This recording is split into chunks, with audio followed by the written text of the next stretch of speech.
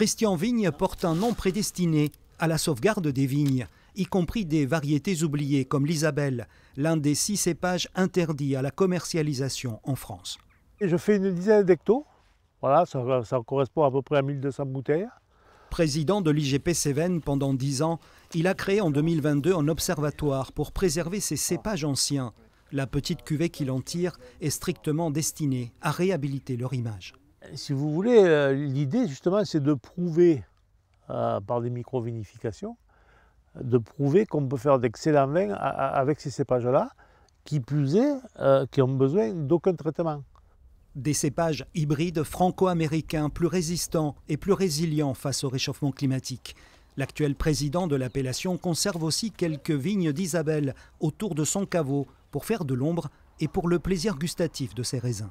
L'avantage de l'Isabelle, c'est que c'est extrêmement fruité. Donc ça peut apporter que du plus à nos vins habituels. Des cépages interdits depuis 1934, victimes de la surproduction, accusés d'avoir répandu le phylloxéra et de contenir trop de méthanol, une réputation démentie par une étude présentée au Parlement européen. La norme est de 400 mg par litre pour les rouges et nous sommes à 200 mg, donc on est vraiment très loin de la dose maximale. Donc, comment dire, cet argument-là est balayé d'un revers de main, puisque ce vin ne rend pas fou ni aveugle. Aujourd'hui, viticulteurs et chercheurs voient dans ces cépages le moyen de faire face à la crise viticole, sur le plan économique, environnemental et même patrimonial. Mais l'idée, c'est de créer une identité, pourquoi pas Cévenol, qui serait avec 20% de, pourquoi pas, de Clinton ou d'Isabelle, avec 80% de Merlot, de Cabernet ou de Grenache, comme on a pu goûter au Parlement européen il y a quelques jours.